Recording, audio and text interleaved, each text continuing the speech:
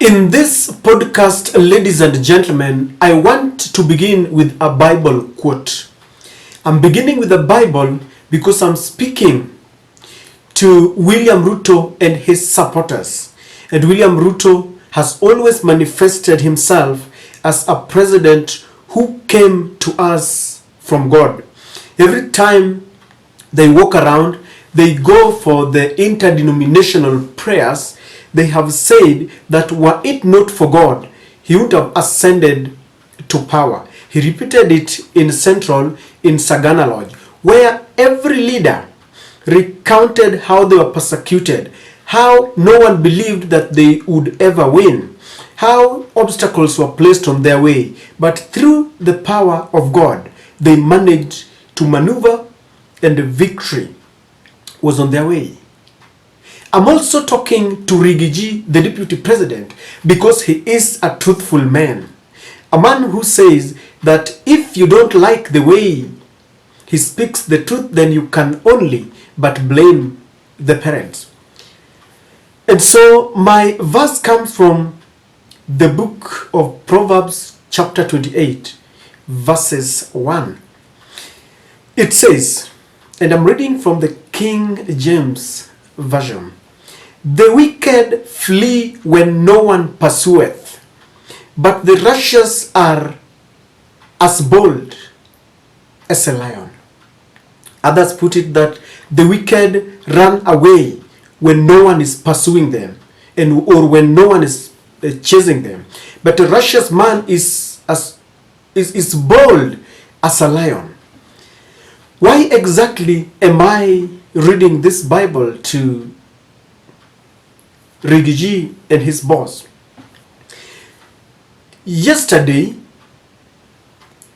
the Inspector General Japheth Koome, while trying to talk tough, while trying to intimidate the opposition supporters, accidentally leaked something. And I'm about to give you that video because most of you saw it. He leaked to the nation that amidst the bold facade that William Ruto is giving us, there lies a scared administration, especially after the recent wave of coup d'etat in the West Africa. William Ruto is actually scared. The administration is actually scared that that menace can escalate to our country. And while I don't think someone is planning to topple this government, they are so much obsessed about this fear. Let us watch the video so that you understand what I mean. We have a duty to serve a beautiful country, colleagues. We cannot allow what is happening in the neighborhood. We know what is happening in the neighboring countries. We are not going to allow that to happen to our country. We have no spare country. This is the country we are given by God, and we are going to protect it jealously. Kwa hivyo ambaye ako kule nje anafikiria tatisha polisi, anajidanganya. You see, the opposition has always launched an onslaught against this government. And Raila Amolo Odinga and the Azimio fraternity have always used the constitutional means to check this government. And I remember at some point, the Azimio supporters wanted Raila Amolo Odinga to go to State House because they were so much enraged. But Raila Odinga said, no. Even though we don't believe in this government, we cannot take Kenya the Somali way or the Sudan way. And you wonder why, after all these assurances, the government has the coup phobia. I want us to try and look at the reasons why William Ruto could be scared.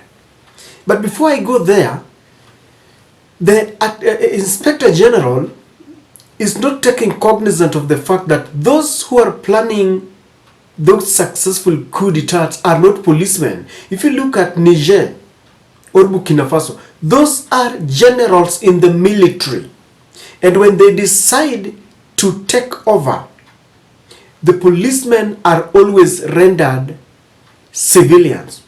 And I wonder how Inspector General can come out and talk about something that is so sensitive and he talks about it in the public. Or what do you think? Am I reading or misinterpreting his statement when he says we know what is happening in our country and we won't allow it?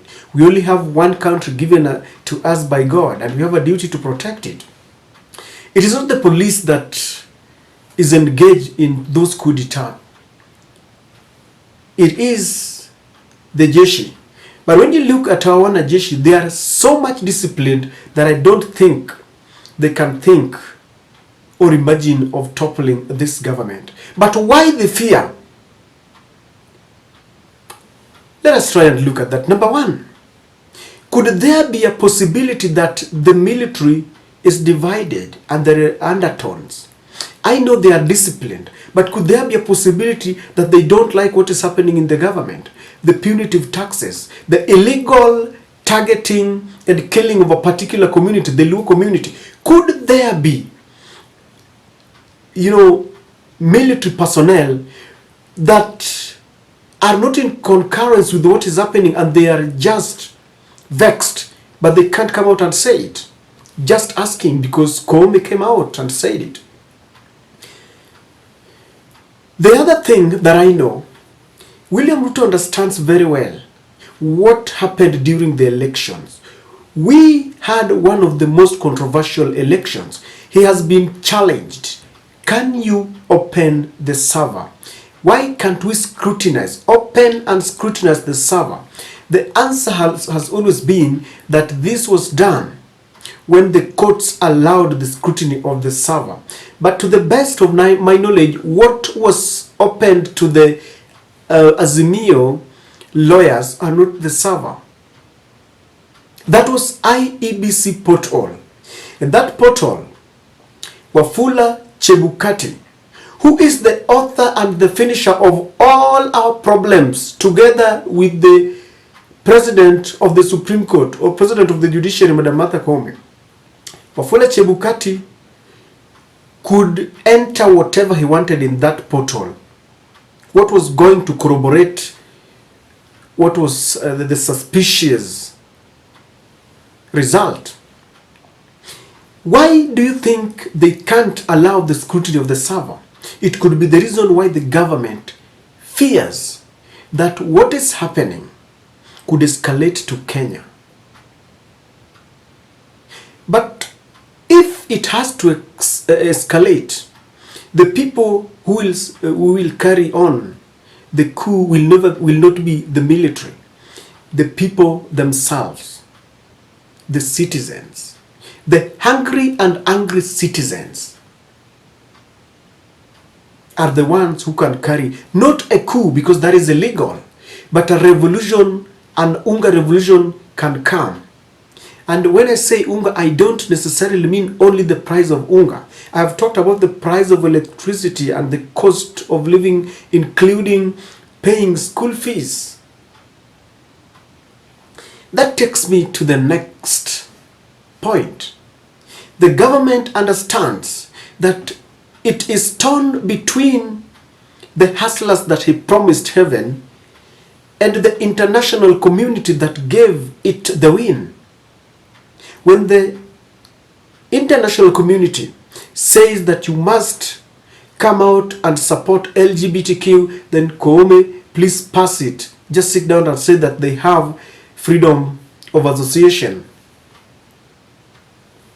When the IMF and the World Bank says increase the taxes, then you have to do it, and you tell Koome, please, if Okia Mutata comes, let it not pass. And the government understands that they've got punitive taxes that the hustlers do not want. And they understand because they have the most credible intelligence. When they pose as people are roasting maize around, when they pose as newspaper vendors and they see what people, they hear what people are saying, they interact with people in the clubs, they know that people are sick and tired of the government. And this is the fear. And it is a real fear, because the government campaigned on a platform of reducing the cost of living. It is not reducing. The plan is not working. The government is full of promises after promises. The last and the worst that can happen to this regime is the wake up call from Central. If the supporters of William Ruto and Rigathi Gachagua from Central and Rift Valley will stop burying their heads from the sun like the proverbial ostrich, and they wake up and they start demanding for their rightful share, not nyama nawali, not meat and that rice, tangible and real issues, then there will be a problem. You saw what happened in Uasin Gishu when Governor Mandago and the entire leadership of the county were put to task, and young men, boys and girls, told them, you can send your goons to kill us because we are already dead. We are only surviving on antidepressant because we don't see the need to live. And this is why the government is afraid, ladies and gentlemen. I want to tell the government that no one is planning to topple, because we don't want to go the Somali way. That is why Raila Amolo Odinga is saying that people should talk. If there is one person who is ready for a coup, it is the government itself that wants to stage a coup against itself, because they talk, they spit venom. Kimani Ichung'wah, Ndindi Nyoro and Rigathi Gachagua, whenever we want Kenya to solve their issues amicably so that we can afford peace and tranquility, they talk of nusu mkate, and they brag and chest thump that they dealt with the Azimio fraternity. When people have been killed on the streets and parents are crying and wailing, the Inspector General tells us that the Azimio went and hired dead bodies from the mortuary. How low can we descend? Can we condescend to the lowest? Please. Proverbs 28 verses 1. The wicked flee when no one is pursuing them, but a righteous man is brave as a lion. A wicked government, a guilty government, flees when no one is pursuing it. But an established government that is sure of itself, sure that it won the election, sure that it's on the right trajectory, sure that Kenyans have been given their rightful share, sure that their appointments reflect the image of the country, sure that every Kenyan is a taxpayer and so every Kenyan is a shareholder, is brave as a lion. William Ruto and Rigiji, a food for thought.